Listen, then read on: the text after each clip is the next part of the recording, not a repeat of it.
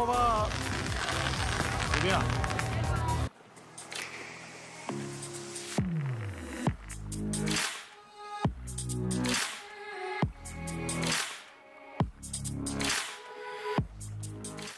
Преживяхме партито, защото беше много интересно, като по някакво чудо спря да вали точно около час преди нова година. Плажа се напълни с хора, имаше 4 различни места с диджеи и беше пълно с местни, беше пълно с още повече туристи. 2 от диджей местата бяха публични, нещо като площада в центъра на София, само че с повече хора и на плажа. Фойерверките бяха доста странни, значи фойерверките гръмнаха 12 часа, както си е нормално, само че не бях чак толкова много. Продължиха да си пускат на рандъм интервали до към 1:30. Имаше оркестър. Оркестъра беше много интересно. Оркестъра свирише нещо като Game of Thrones музиката и няколко други музички.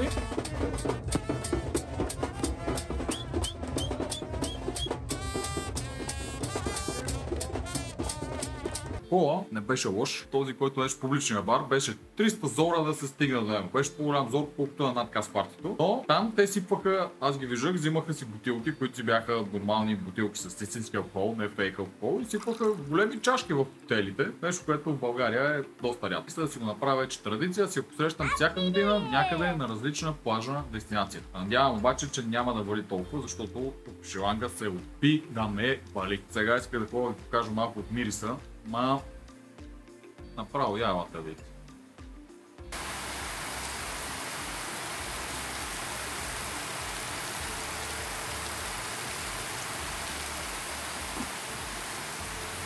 Това е. Цел ден. Това е. Искате пак ще спре да вали някакво час, защото иначе ще умра от глад.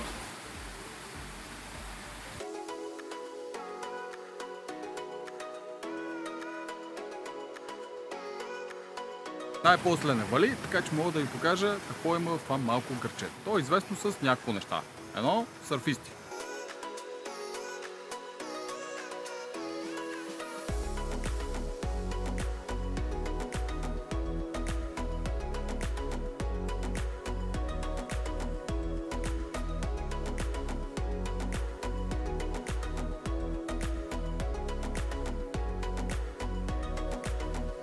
Нещо, което не можехме да пробваме, защото вали всеки ден, както сме тук, с китове и делфини. Както видяхте, китовете и делфините не ни се получиха много добре. Това, което днес най-после ще видим, е третото нещо, с което мириса е известно. Именно този хълм, на който съм.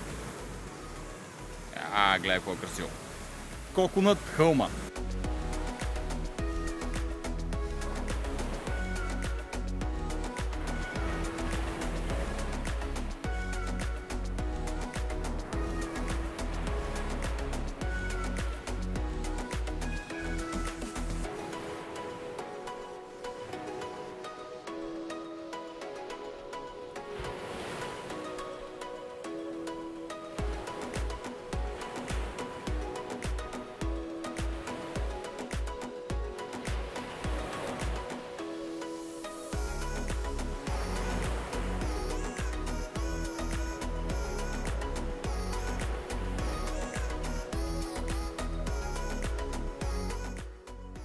Дойдох тук 7 без нещо. Хора нямаше за около 10 на минути.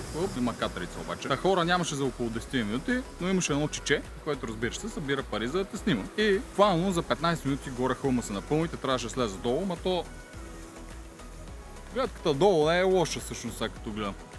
Изобщо не е лоша. Че в мириса се опача малко, отби се да ме вали. Лошото е, че улиците тук нямат много канализация. Като стане такова нещо, тренирам плуване за All Stars. Това се случва. А хубавото нещо е пък, че продават едни шлорми. Шларми? Дюнерчета. Продават едни дюнерчета, които няма толкова вкусно дюнерчета, а по-скоро на гювеч в хлебче. Са доста яки, да са особено скъпи, струват около 7 лева и наяжат доста. И днес не знам какво ще правиме, защото предполагам, че започне да вали пак след малко. За голяма ръка. Тежко да се снима с така камера, бах.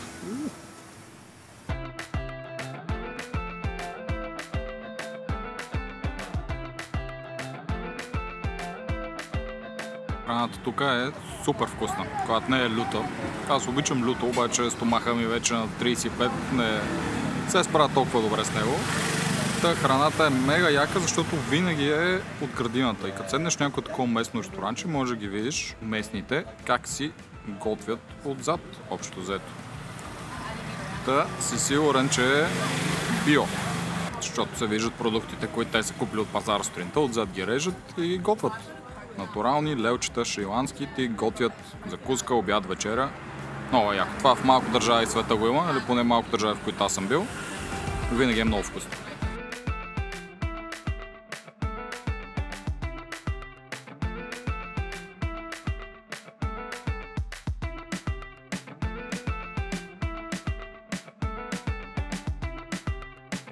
Тук се натъкнахме на нещо доста забавно, което да ви убедя, че криптото е най-доброто нещо, в което може да инвестирате в момента. Намираме се в село в Шри-Ланка, сърфийско село. Там магазините изглеждат ето така.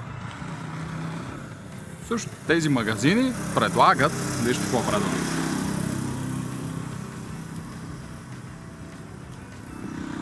Как да не си купи човек малко биткоин са?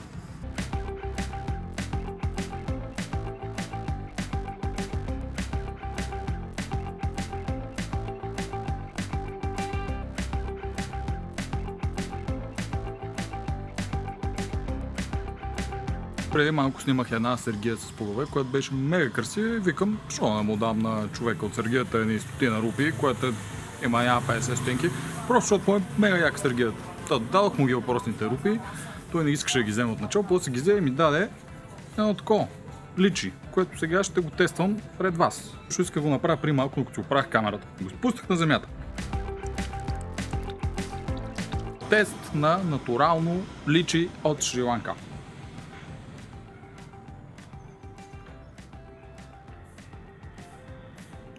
Доста вкусно. Малко е слузесто, има костюлка, ама силно изразен вкус, но не е много натрапчив. Чудо, сега само бях пил сокове от личи, което не са нещо особено. За първ път ям личи и много ми харесва. Сигурно няма да е за последен път. Волата на човека от сергията.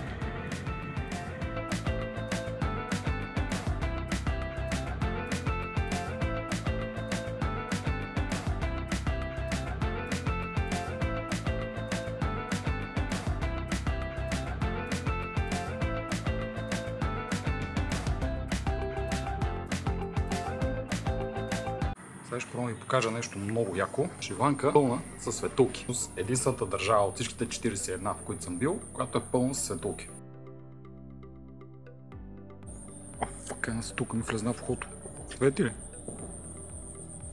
Това е градината на BNB-то ми. И тук обикновено има много. И е тук този храст. Много си го обичат.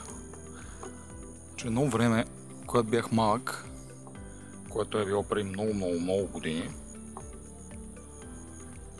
Ето, тук има много. Че едно време в България, на 10 години, значи това е 98-99, беше пълно със светулки. Си ги ловяхме, ги слагахме в буркани, беше много яко. Обаче те изчезнаха. Даже кажете ми вие, кога за последно сте виждали светулка, долу в коментарите, ако изобщо сте виждали някога, защото ако сте от по-новото поколение, може и да не сте виждали изобщо. В Тайланд и в Филипините трябва да си купиш специални турове, с които да отидеш и да видиш светулките. Там ходят по дървета, те им викат Mother Trees и е страшна атракция, струва около 100 лева. Пълно е с хора на тия турове и аз съм бил. Тук просто BNB-то ми, което се минава през тази градина, е пълно с светулки.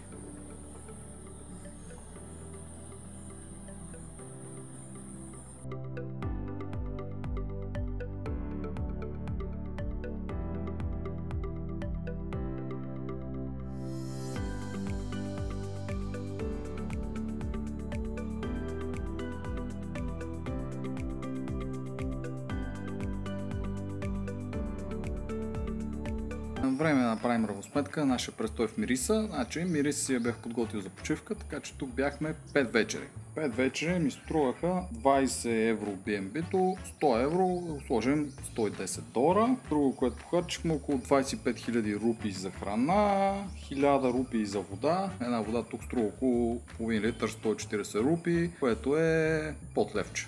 Горе-долу като в България. 60 долара изхарчихме за китовете, които така и не ги видяхме. 1000 рупии изхарчихме за раждащата костенурка. Транспорта до там, нищо ни закара, жива и здрава да е. И 2000 рупии изхарчих за коктейл за нова година. Общо това прави 33 000 рупии, това са 102 долара. Значи съм изхарчил $102 плюс 60 за кит, $160 плюс 110 стават $270 за 5 дни в Мириса, Шри-Ланка. Чудесно!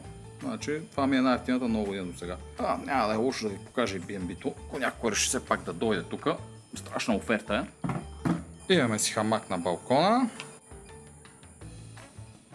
Задължителната мрежа за насекоми. Честно ви кажа, сега насекоми нямаше много, обаче предната вече не знам какво стана, ама тия термити, децкат мравки с крила, поради някаква причина наладиха яко по лампите и тук като светнах и ставаше, да покажа, аз някой го трепах.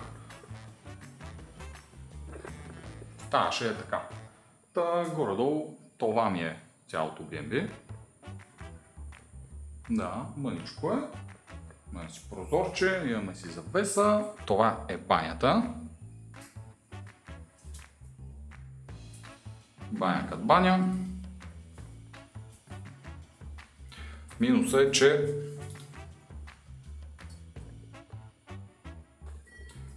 няма топла вода. Това е нещо доста разпространено из Шри-Ланка, за съжаление. Водата не е студена, водата е хладка, малко по-топла от тази в море, така че не е нещо страшно. И горе-долу това ни е B&B-то.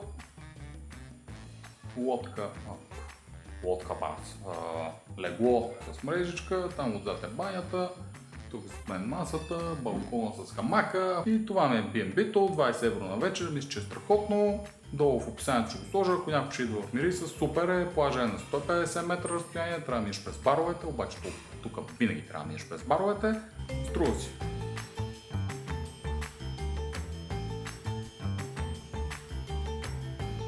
Относно храната, храна има абсолютно всякаква тук, от местна, която струва около 1000, което е 5-6-7 лева за ястие, до чуждестранна, пици, бургери, може да се намерят, не са лоши. Кафе се намира трудно хубаво, има едно място Капибара Coworking Space, там правят такова западно кафе, струва 5-6 лева, иначе на другите места просто чият една чаша негърска пот. Не съм много по кафето, както да им го обясниш, не разбират, правят кофти кафе, това е положението. Жително сте в Мириса, кокосовия хълм, става за снимки, но трябва да отидете рано, не давайте на чичака пари, взима 500 рупи, евро и половина.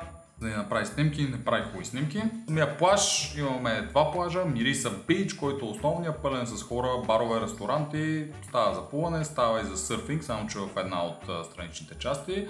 Другия, до който ходих, беше Secret Beach. Secret Beach става за шнорхелинг, дават ви за 500 рупи и ви дават маска. Ако искате седнете шезлонг, просто трябва да си поръчате нещо от кафето, не плащате нищо екстра. Готина става за чил, лошото е, че там няма интернет и за плуване не става много за плуване, защото е яко каменисто, освен това има от тия морски таралежи черните, така че е кофти. Китовете не бих ги препоръчал, прекалено скъпи са за шанса да видиш много за малко кит. Защото дори да се покаже, аз не видях, но дори да се покаже, ако имате страшно много късмет, ще му видите опашката. Ако нямате то много късмет, ще му видите гърба как се показва отгоре и пак потъва надолу. И това е. Видите делфини, 3-4 часа ще се лашкате. Не си струва за мен $60, ако станурката за $15 се струва повече, макар че тя с транспорт ще излезе, не знам колко ще излезе 30-40, транспортът е скъп в Шри-Ланка. Ако станурката, ако е за $40 не си струва, ако е за $15 си струва. Ако сте си найдеш шофьор, отидете на станурката, но не е нужно да бързате да снася яйцата, може да стигнете когато ги закопава, когато бях и аз, защото иначе над 2 часа не ви мърда. Тя прави едно и също горката, изглежда много изтормозена и малко е конфузно да зяпаш животно как ражда. Ако вали дъжд, Мириса не е много яко, доста ви е ясно това, чисто малко крайбрежно селце, най-перфектно за сърфинг. Ако искате да се научите на сърфинг и имате късмет с времето, Мириса е вашето място. Наистина тук навсякъде има сърфисти, навсякъде има училища за сърф, има вълни, които не са много големи, но са перфектни за начинаещи, поне в моите разбирания, защото аз не съм сърфист. На плажа да прекараш много година, супер готино. Фойерверките не са им голяма сила, но без фойерверки става. Има банкомати, нямате проблем за банкоматите. Освен това изглеждат секюр банкомати, взимате такса 800 рупи, което е под 5 лева. Някой му трябва повече информация за Мириса, пишете ми, най-добре в Instagram, там ще го видя рано или късно. В повечето случаи късно, но ще го видя, ще ви отговоря с най-голямо удоволствие, много обичам да отговарям на трябва въпроси. Това е. Мириса, over. Следва Форт Гале.